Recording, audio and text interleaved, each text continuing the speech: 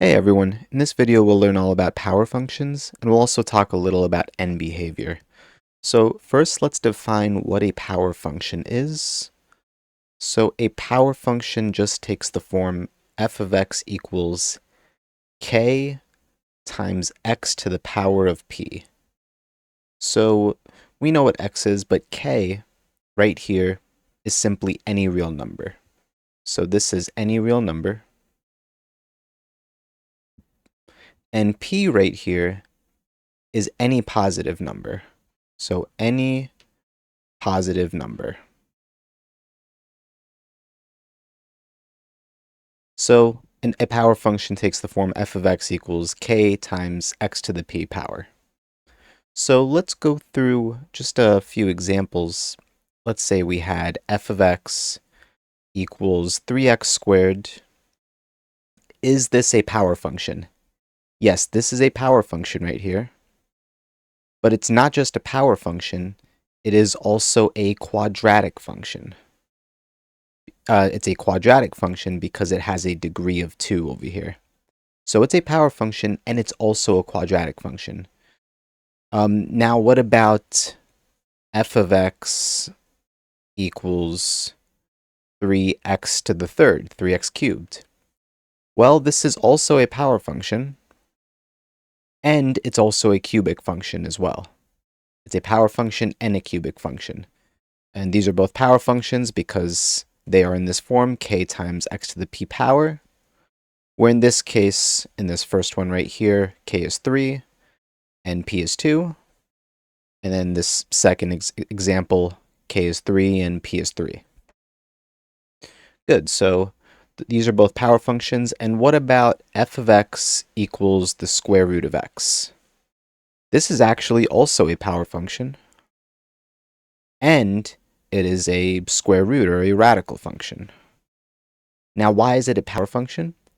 So it's a power function because f of x equals the square root of x. Square root of x can also be written as x to the half power, x to the 1/2 power. So in our case, coming back to this form, what is our k? Well, there's no coefficient here, so we assume our k is 1. And what is our p? Our p is 1/2, which is a positive number. So f of x equals radical x is a power function as well as being a radical function. So we know some examples of power functions, but now let's just talk about what exactly they look like on a graph. So if we just draw just a mini graph right here, nothing too detailed, but roughly what do we know f of x equals x squared looks like? Just on a graph, we know f of x equals x squared takes this shape, the parabola shape. So we know that's what that looks like. What about f of x equals x cubed? So f of x equals x cubed, if we go ahead and graph that, it roughly takes this shape.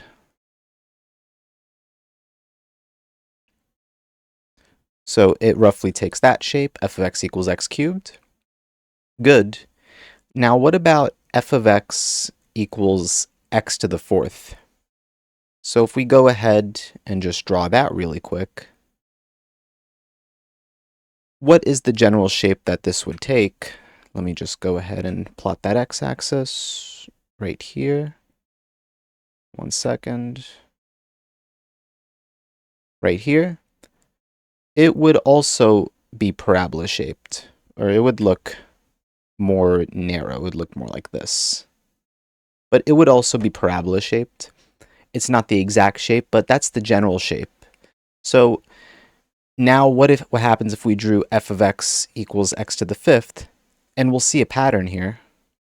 So if we just draw the general shape, not the exact shape, but just the general shape, f of x equals x to the fifth would look like this as well.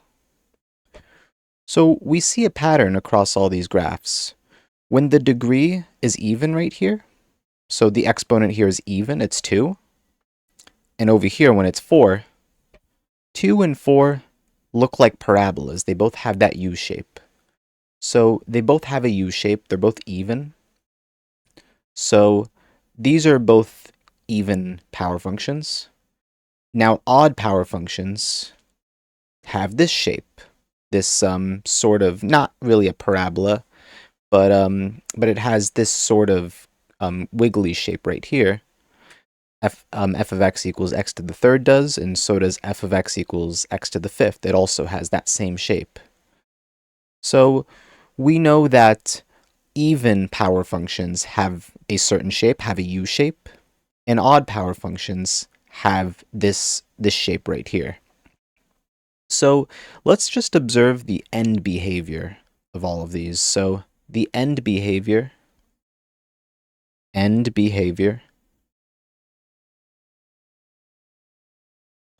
talk about the end behavior of these power functions. So let's take a look at this one, for example. F of x equals x squared. We have this parabola. We know that as x goes to infinity, as we approach infinity this way, our f of x, on our y-axis, our f of x also goes to infinity. So a way to write that is using this notation as x approaches infinity. So we have this arrow right here, which means approaches. So as x approaches infinity, f of x approaches infinity. Now what about if it approaches negative infinity? What if on the x-axis we approach negative infinity?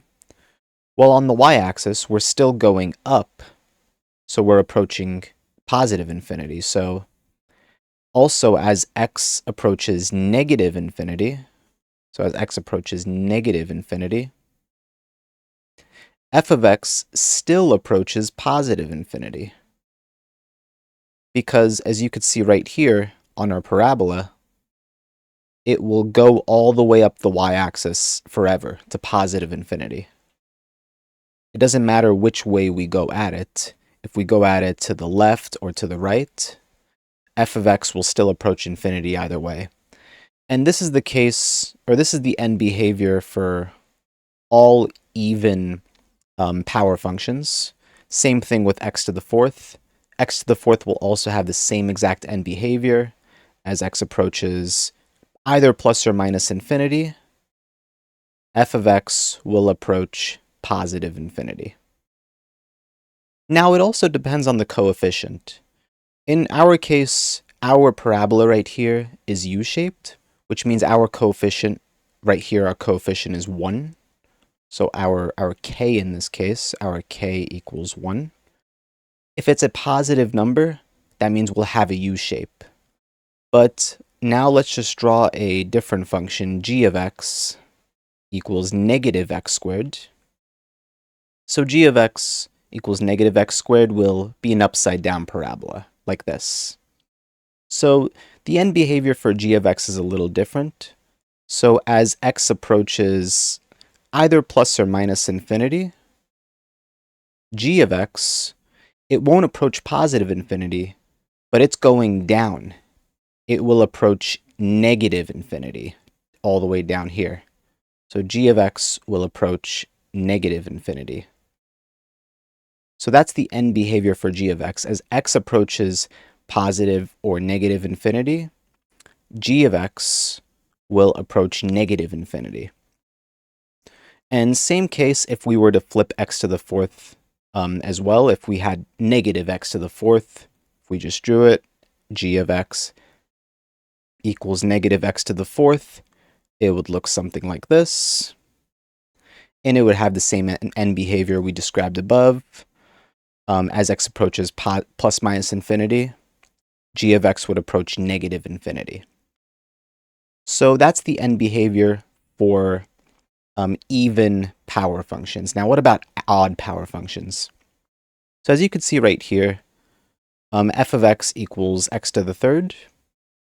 We know that as x goes to the left, as x approaches negative infinity, so as x approaches negative infinity, f of x, so this function right here, goes all the way down to negative infinity. So f of x approaches negative infinity.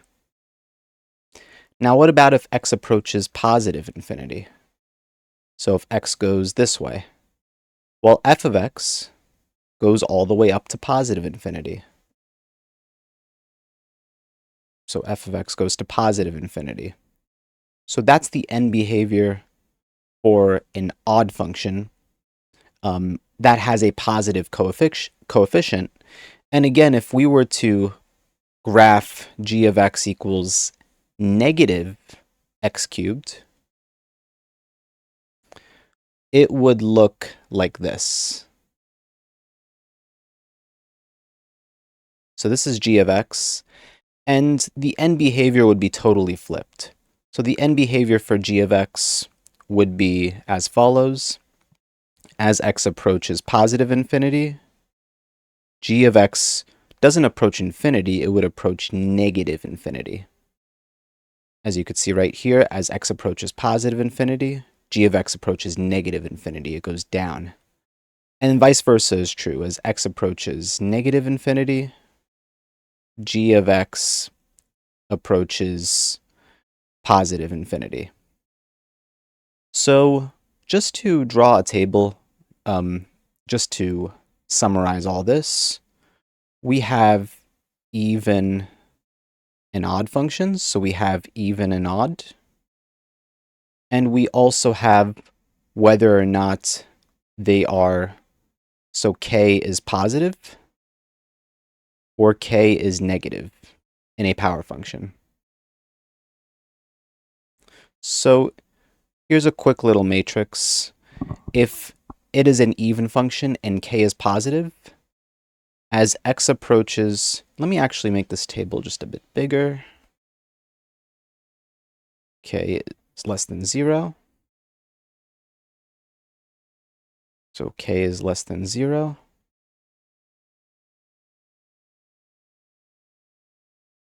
Here we go. So if we have an even power function and k is positive, that would mean as x approaches plus minus infinity, f of x approaches positive infinity. And if k was less than 0, then it would be flipped. So as x approaches plus minus infinity, f of x approaches negative infinity.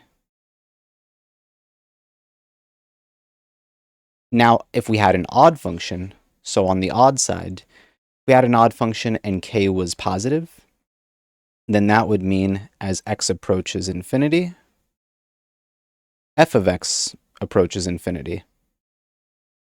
And as x approaches negative infinity, f of x approaches negative infinity. So negative infinity. Let me actually just do that. Negative infinity. There we go. Let's put this all back. And then if it's an odd function but k is negative, then it becomes flipped. So as x approaches infinity, f of x approaches negative infinity. And then as x approaches negative infinity, so f of x approaches positive infinity. And there we go. And we can draw a mini example in each of these. So if we had an even power function and k was greater than 0, the general shape would look like this. Let me actually draw it right here. It would look more like this, like a U, like a parabola. And then if k is less than 0, it would look like an upside down parabola. And then for odd functions, if k is positive, it would look like that. And then if k is negative, it would look like that. And there we go. And using this rule, we can determine the end behavior for any power function. So if we had f of x equals negative 3x to the 7th power, without having to graph this function, we know it's a power function because it is in the form of a power function. Without having to graph it, how do we determine the end behavior? Well, what is k? K right here is a negative number, it's negative 3. So that means we're going to use the bottom side of this. And what is the degree of this function? Is it even or odd? The degree of this function is 7, so it's an odd number. So that means we're going to use this rule right here. So that is the end behavior. For f of x equals negative 3x to the 7th power, as x approaches infinity, f of x goes to negative infinity, and as x approaches negative infinity, f of x goes to positive infinity. So that's how we find the end behavior of any power function. So I hope this video helps, and if you have any questions at all, please leave them down in the comments below, and thank you for watching.